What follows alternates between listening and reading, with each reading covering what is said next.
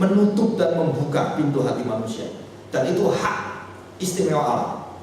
Manusia sudah jatuh dalam dosa, hanya orang-orang tertentu diberikan hak oleh Tuhan, hak prerogatif dari lepas dari hukuman. Nah, ini contoh yang paling jelas di dalam teologi penebusan, saudara. Itu adalah kita semua masuk dalam hukuman mati, dan yang boleh kasih grasi ataupun semacam amnesti gitu ya. Nah, itu diberikan pada orang-orang tertentu. Tuhan memberikan sama seperti itu. Jadi saya presiden, punya hak kepresidenan. Untuk apa? Menolong orang 17 Agustus yang diampuni hanya 10 orang. Jadi penjahatnya 10.000 orang, tapi yang punya hak cuma 10. Saya kasih sekarang yang 10. Oke, kamu ya dipotong tahanan 10 tahun, dipotong 1 bulan, dipotong 1 tahun, gitu kan? Itu hanya presiden. Nah, presiden melihat, oke, kamu dikasih hak, gitu kan? Bisa nggak presiden ngasih yang paling jahat? Bisa, haknya presiden. Nggak bisa diatur itu, hak penuh itu. Nah, waktu 10 orang dipilih, yang lain bagaimana? Loh, yang lain tetap kan, posisinya tetap. Maka perkataan penjahat yang ada di sebelahnya Tuhan Yesus, waktu dia mengatakan, kita ini layak dihukum seperti ini, tapi dia tidak. Nah, dia sadar sebenarnya. Jadi saya ini kalau seperti ini, ya memang layak, penjahat, bunuh orang, terus dihukum yang seperti ini, yang hukumannya juga kejam sekali itu, ya memang ini harus diterima. Tapi kalau dia kan tidak. Nah, kita tahu sekarang bahwa waktu kita mengenal akan diri daripada Kristus yang begitu punya belas kasihan yang tinggi, sudah nilai-nilai kerajaan itu muncul di sana. Nah, kita belajar di sini. Jadi kehidupan baru kita adalah kehidupan yang utuh. Jadi tidak boleh kita katakan, oh iya Pak, kalau saya di sini beda, di sini beda, tangan saya ini beda, tapi hati saya lain Pak. Sebenarnya itu nggak boleh. Itu cikal bakal dosa menghujat Roh Kudus adalah ini. Saudara nggak percaya? Apa itu menghujat Roh Kudus? Dari manakah awal menghujat Roh Kudus? Nah, kita baca Matius 12 ya. Karena ditanyakan, saya ada kaitan sedikit aja kita bahas. Matius 12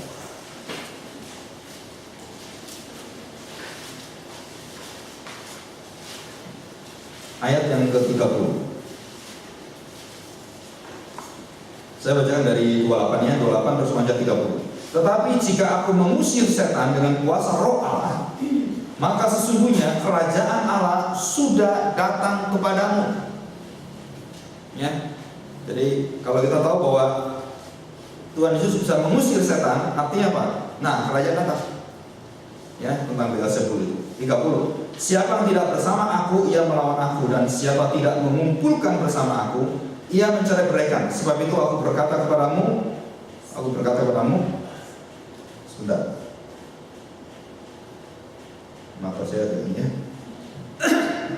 Sebab itu aku berkata kepadamu, segala dosa dan hujat manusia akan diampuni, tetapi hujat terhadap Roh Kudus tidak akan diampuni apabila seorang mengucapkan, perhatikan, mengucapkan sesuatu menentang anak manusia, ia akan diampuni. Tetapi jika ia menentang, tidak dikatakan mengucapkan, menentang. Jadi seluruh hidup utuh manusia itu menentang Roh Kudus, ia tidak akan diampuni di dunia ini tidak, dan di dunia yang akan datang pun tidak. Surah artinya sampai dunia akan datang pun tidak. Nah, banyak orang katakan, oh ini dosa Pak ya, kalau sampai jahat gitu ya, wah terus membakar gereja, terus kemudian melawan hamba Tuhan, membunuh hamba Tuhan. Bukan itu. Sangat mengerikan kalau kita baca nanti, saudara. Sangat mengerikan. Mengerikan apa? Apalagi saya ini pendeta. Kenapa? Hujat Roh Kudus itu keluar dari mulut pendeta, bukan jemaat. Saya buktikan. Ini Tuhan Yesus yang ajar, bukan saya. Kita baca ayat 33. Ya, perhatikan baik-baik. Jikalau suatu pohon kamu katakan baik, maka baik pula buahnya. Jikalau suatu pohon kamu katakan tidak baik, maka tidak baik pula buahnya. Sebab dari buahnya pohon itu dikenal. Itu langsung mengikuti dosa menghujat Roh Kudus. Kenapa? Apa arti menghujat Roh Kudus? Perhatikan, ya, tolong Pikirkan baik-baik dan kemudian saudara pegang itu. Antara jati diri saya, ucapan dan kelakuan saya dengan dalam diri saya itu terjadi pemisahan. Itu namanya kemunafikan. Itulah dosa menghujat Roh Kudus. Baru tahu hari ini. Jadi apa yang dikatakan oleh orang Farisi di dalam pendidikan teologianya bagus semuanya. Pendeta yang berzina bisa khotbah terus, bisa dia katakan Tuhan itu baik, amin, gitu kan? Betul nggak? Oh jemaatnya nggak tahu. Amin ya, amin, gitu kan? Yesus Raja kita, amin, amin. Apa yang dikatakan betul, betul. Tapi apa yang dia lakukan tidak sesuai dengan yang dikatakan. Saudara, itu cikal bakal dosa menghujat Roh Kudus. Kita baca ayat selanjutnya. Ya, jangan lihat saya dengan mata terbelalak itu. Ya, saya takut gitu ya. Ayat 34. Hai kamu, perhatikan ini ya. Tuhan Yesus menegur siapa? Hai kamu keturunan ulat bludak. Bagaimanakah kamu dapat mengucapkan hal-hal yang baik sedangkan kamu sendiri jahat? Betul kan? Saya ngomongin pohon yang baik buahnya pasti baik. Tapi ini enggak, kelihatannya buahnya baik, pohonnya kok enggak baik, kok bisa? Itu dosa menghujat Roh Kudus. Kepalsuan, kemunafikan. Saudara, siapa ini yang menjalankan? Pemimpin gereja. Ya. Saudara, di dalam kerajaan Allah kita main ini. Tuhan Yesus mengusir setan, diusir. Tetapi ada orang datangkan setan. Aneh kan?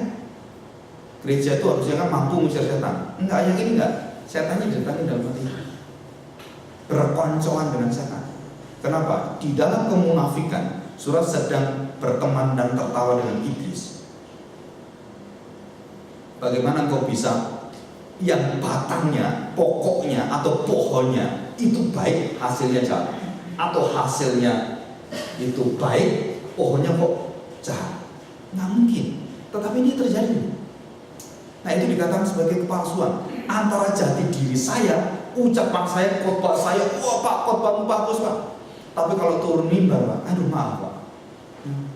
Banyak istrinya mengatakan apa? Kamu tuh bagus di mimbar. Hebat. Di rumah Pak. Kenapa? Saya kamu pukulin terus. Mana itu kasih Tuhan? Kamu katakan kasihlah musuhmu, berdoalah, istrimu dimampok, pakpok. Saya tanya, apa itu dosa? Apa itu saudara? Itu dosa menghujat Roh Kudus. Saudara, ini adalah dosa yang bahaya sekali. Selama ini kita pikir, oh nggak apa-apa itu. Apa yang ada dalam hati nggak pernah keluar, nggak pernah ditaati, itu artinya dosa menghujat Roh Kudus. Kenapa saya baca ini? Karena langsung Tuhan katakan dosa menghujat anak manusia masih bisa pengucapan diampuni, tapi menentang Roh Kudus artinya sampai seumur hidupmu engkau tidak berubah dari kepalsuan itu, engkau menghujat Roh Kudus. Artinya apa? Seolah-olah kamu baik padahal kamu itu tulang belulang di dalam kuburan yang indah. Saudara, ini di depannya manusia, ya udah saya ampuni kamu, iya betul Pak. Tapi di tempat yang lain kita ngomongi orangnya, kurang ajar itu orang mulut. Itu dosa menghujat Roh Kudus. Saudara, kalau itu terus tidak pernah berubah, saudara akan dibuang dia. Ya, saudara kita harus hati-hati. Yang kebenaran itu dilakukan kebenaran. Jadi kita diminta oleh Tuhan adalah berintegritas hidup kita. Yang kita katakan, kita lakukan. Walaupun begitu berat menegakkan kebenaran, tapi itu resiko kita. Berbahagialah engkau dianiaya karena kebenaran. Maka saudara, kenapa nabi-nabi itu sampai hari ini, seluruh nabi orang Israel semua mati dibunuh? Berat sekali. semua nabi Israel. Tidak ada mati yang disanjung-sanjung. Oh, luar biasa kamu. Teguri terus, rajanya ditegur, imamnya ditegur gitu kan. Semua ditegur terus oleh nabi. Begitu nabi itu mati, mereka sadar, oh ya betul nabi itu Tuhan. Terus akhirnya nabi itu kuburannya dibangun yang baik, dikasih marmer. Nggak ada gunanya. Waktu dia mati nggak bisa bersuara, kamu puji-puji, nggak ada gunanya. Waktu bersuara itulah engkau dengar, engkau bertobat. Nah itu tidak akan menghujat Roh Kudus. Tapi kalau sudah lewat sadar, oh ya Tuhan gitu. Kamu melakukan sama seperti nenek moyangmu. Tuhan Yesus katakan ini, dosanya nenek moyangmu turun temurun, nggak pernah berubah. Itu dosa menghujat Roh Kudus. Keras hati, tekar tengkuk itu menghujat Roh Kudus. Saudara, ini dosa yang luar biasa. Ya. Jadi ini dikatakan di sini jelas sekali, dan ini adalah bukan orang-orang yang masuk kerajaan Allah. Ya, orang masuk kerajaan Allah tidak diperbolehkan seperti ini. Oke, nah saudara, saya beritahukan ketertutupan dan keterbukaan di dalam kerajaan Allah. Apa yang membuka dan apa yang menutup. Nah, kalau di dalam pengampunan, apa yang diikat di bumi akan terikat di surga. Apa yang dilepas di bumi akan terlepas di surga. Saudara, itu istilah adalah pengampunan. Ya, itu adalah pengajaran tentang pelepasan, tentang pengampunan. Pengampunan adalah pelepasan dosa. Nah, saya tidak bahas banyak gitu ya, karena tadi habis khotbah saya di Louis, komisi Louis ya.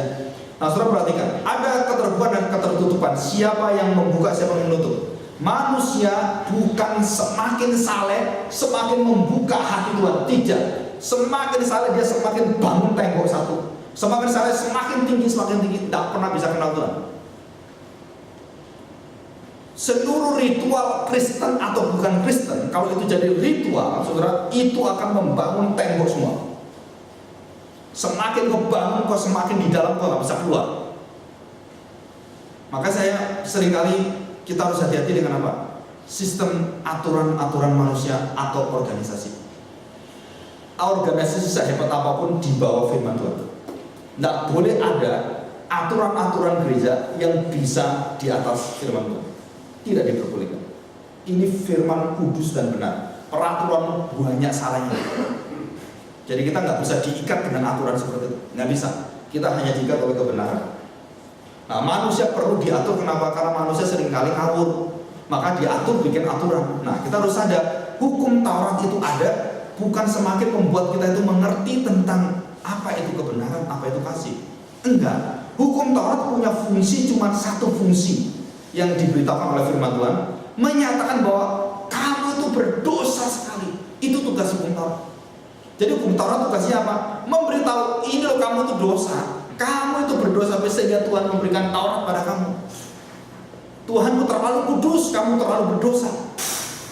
Fungsinya adalah memberikan kita satu nurani untuk mengerti saya ini berdosa.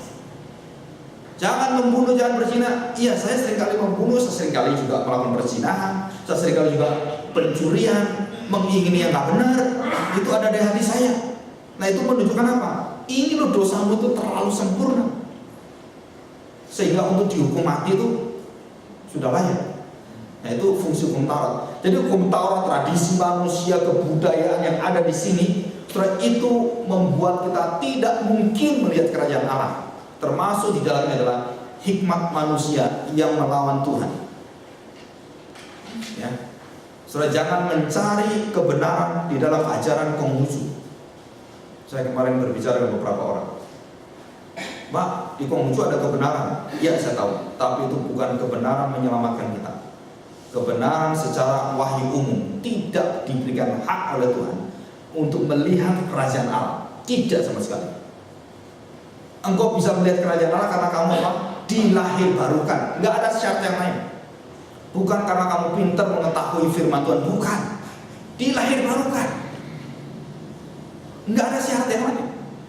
Kalau tidak dilahirbarukan, saudara mengerti firman Tuhan hanya sebatas seperti orang Farisi nanti. Oh, saya tahu harus mengampuni tapi nggak bisa. Saya tahu harus begini tapi kelakuan saya nggak bisa gini. Yang A nggak bisa jadi melawan A. Jadi hidup saya itu penuh dengan kebohongan. Saya tahu kebenaran, tapi saya masih. Nah, saya habis seminar pornografi, porno aksi pornografi dan yang lain-lain gitu, pornografi gitu. Saudara, saya tanya, Kenapa orang sudah mengerti kok tetap jatuh ke sana lagi, jatuh ke sana lagi? Jawabannya cuma satu, dia belum dilahirbarukan sebenarnya. Kalau dia dilahirbarukan, jangankan dia menikmati dosa, dia memegang dosa pun dia sudah nggak mungkin, jijik sekali sebenarnya. Betul ya? Kalau kita tahu bahwa ini bahaya sekali di hadapan Tuhan, saya bisa berkecimpung dan kemudian seperti polisi yang membuka bom itu ya, terus dibuka pakai tangan, bleng. Nah, saudara, itu artinya dosa kita. Main-main, dianggap nggak apa-apa lagi. Nggak tahu kamu akibatnya. Kalau kamu main-main dibuka seperti itu, begitu nyala api itu membakar kamu, begitu besar, nggak bisa dipadamkan. Yakobus katakan demikian. Kalau sudah apinya besar, kamu mau dipadamkan pakai apa? Nggak bisa, kamu akan terbakar habis.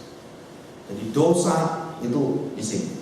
Jadi semua yang kita atur, kita semua yang kita buat itu lapisan-lapisan semua, seolah-olah itu keindahan yang luar biasa bagi manusia. Kata-katanya bagus itu, tapi di dalamnya semua no. Ya, dosa menghujat Roh Kudus itu adalah bukan di luar gereja, tetapi di dalam gereja. Kalau mereka bukan menghujat Roh Kudus, udah nentang Tuhan, nggak ada Tuhannya. Itu bukan menghujat Roh Kudus. Yang menghujat Roh Kudus siapa? Yang tahu pekerjaan Kristus dan dia tidak pernah mau mengikuti di dalam ketaatan.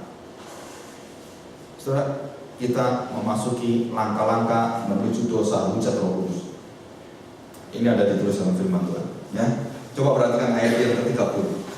Orang yang baik mengeluarkan hal yang baik dari perbendaraannya yang baik, dan orang yang jahat mengeluarkan hal yang jahat dari perbendaraannya yang jahat. Tetapi aku berkata kepadamu, setiap kata sia-sia, coba perhatikan, jangankan menghujat Roh Kudus, setiap kata-kata yang sia-sia yang diucapkan orang harus dipertanggungjawabkannya pada hari penghakiman. Ya, jadi kita ngomong ini sekarang, saudara, jangan buang-buang omongan. Omong yang betul-betul ngomong yang punya nilai kekekalan, yang membangun orang, yang memberi semangat anakmu. Jangan yang membuang sia-sia. Mata kita juga sama. Aduh, ada telenovela baru saya coba lihat, sampai berseri sampai 7 season. Wah, luar biasa. Alkitab 1 sesi aja ditinggal. Gimana itu kan? Nah, tadi saudara-saudara sudah masuki langkah-langkah menghujat roh saya, gitu kan? Nah, saudara harus hati-hati. Ayat 37, karena menurut ucapanmu engkau akan dibenarkan, dan menurut ucapanmu pula engkau akan dihukum. Setelah ini berat sekali. Jadi Tuhan menilai bukan hatimu, bukan itu, tapi apa? Menurut ucapanmu engkau lakukan apa dan perkataanmu apa. Nah, itu yang dinilai. Jadi Tuhan melihat seluruh yang dia berikan itu harus ada hasilnya. Kalau pohon baik, pasti hasilnya baik, pasti dampaknya baik dan membuahkan yang baik. Kalau tidak, pohonnya pasti nggak baik. Maka saudara kalau baca dalam Yohanes Pembaptis, waktu dia mengatakan, kapak sudah ada di tangan Tuhan, penghakiman sudah di tangan Tuhan. Bangsa Israel hari itu waktu Yesus datang, mereka menghujat Tuhan Yesus. Masih ada ampunnya, beberapa diampuni oleh Tuhan. Tetapi yang tidak mau datang pada Tuhan, maka Yohanes Pembaptis mengatakan, kapak sudah tangan Tuhan. Dan yang tidak berbuah dipotong, terus taruh mana? Dibakar dalam api neraka. Setelah baca di Alkitab. Jadi ini jelas sekali, dipotong. Jadi kerajaan Allah itu sistemnya apa? Bukan sistem yang ada. Ini saya kemarin baru ini ya, baru ngumpulin. Nah, saudara, saya tidak bahas cuma ini, cuma pengetahuan. Nanti kalau di etika kerajaan Allah saya bahas. Ya, perhatikan relasi ilahi dalam kerajaan Allah. Kita itu kalau dalam kerajaan, relasinya apa? Sedikit aja. Perhatikan baik-baik. Bukan hubungan darah daging secara manusia. Setelah kebenaran firman Tuhan tidak mengenal kebenaran karena ini karena anak saya, ini karena keluarga saya. Ya Tuhan, maafkan dong. Bukan itu. Kalau sampai anakmu menghujat Roh Kudus dan tidak diampuni Tuhan, jangan kamu mengampuni. Yang tidak diampuni Tuhan, jangan kau ampuni. Yang diampuni Tuhan,